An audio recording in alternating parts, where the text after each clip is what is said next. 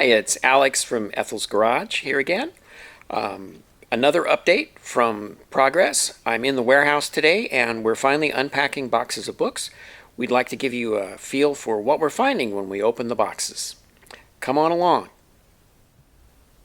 Here's a little different perspective on the pile of books. I'm up on top of it.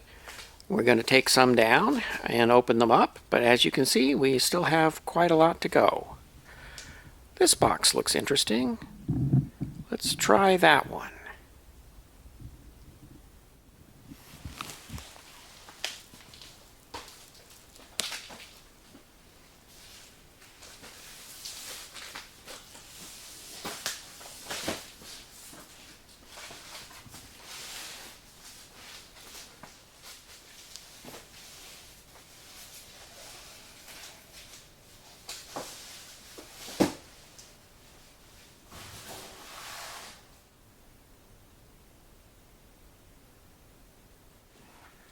We never know what we're going to find, but we always know it's going to be good.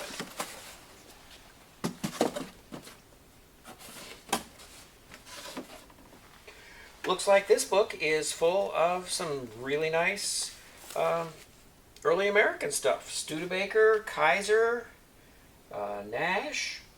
Looks really interesting. Here's a rare manual for the four-wheel drive Studebakers from just the post-war era, post-World War II. Power steering for Kaisers. The 1965 Studebaker shop manual.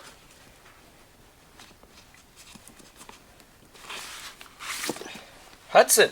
That's a name you don't see often. 1955. Here's the chassis manual. Here's the body manual. It's a complete set. Here's another copy for the automatic transmissions. Looks like it was well used. That's got a lot of patina there.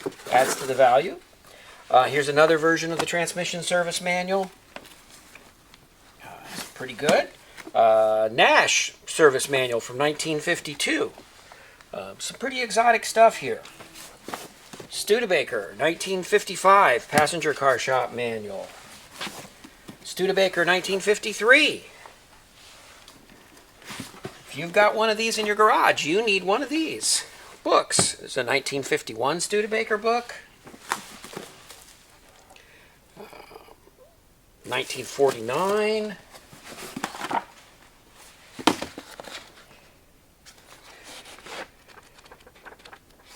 This is 1922 to 28 Packard, a reproduction set that someone made up at some time in the past for books that are no longer available. 1937 Packard book, 1938 and 39, 42 for when they picked up again after the shutdown for building tanks, 1935 Studebaker. That looks like about a 50 Studebaker.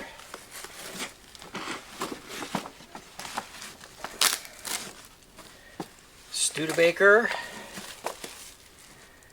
1951 Studebaker. 52.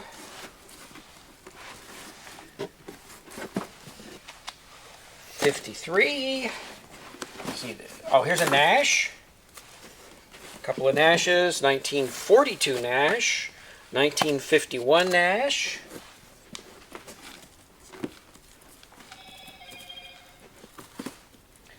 1956 Nash supplement. 1957.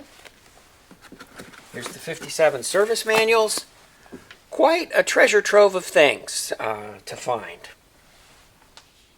Here's a little closer look at some of the more interesting books. Here's a 1937 Packard Motor Car Company Service Department, Detroit, Michigan shop manual.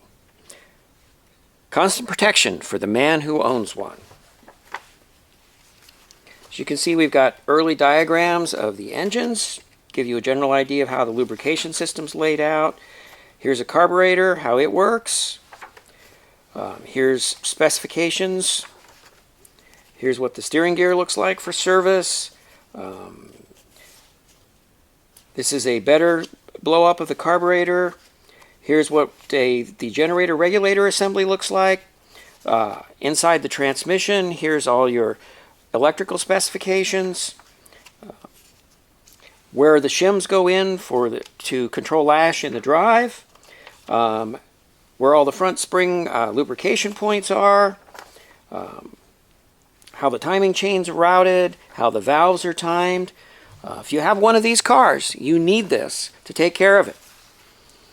Here's the Nash Technical Service Manual Supplement for 56. Usually what that means is between 55 and 56 they only made minor changes to the cars, so this would go with the 55 manual.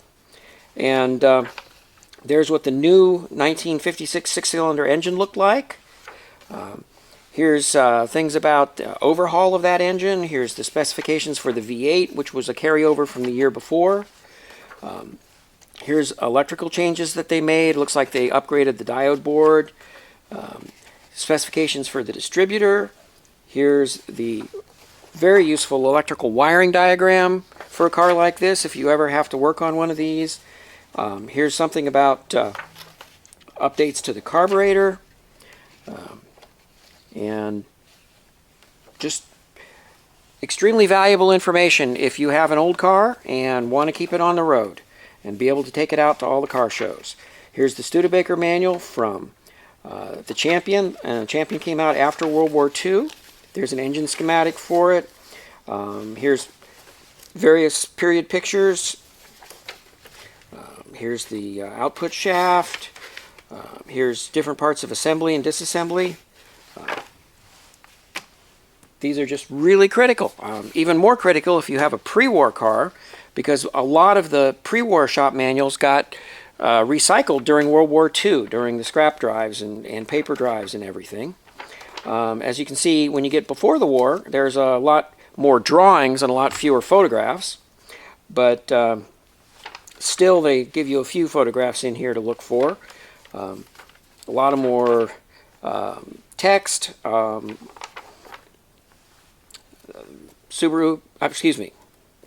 Studebaker had an automatic starter, and this is the start timer. Here's what the backfire circuit breaker looks like. And here's the interior of the headlamps, because the headlamps at that time were mounted onto the fenders rather than integrated into the front like they are nowadays. Here's the carburetor airflow. There's all kinds of useful information in these for maintaining your classic car. And we only have 1,849 more boxes to go to get them all out and on the shelves. Thanks for coming along today to Ethyl's Garage to see the progress we're making, to see the kind of interesting things we have in our collection. Thank you, and goodbye for now. Don't forget to subscribe, like, tell all your friends. Please share this. Bye now.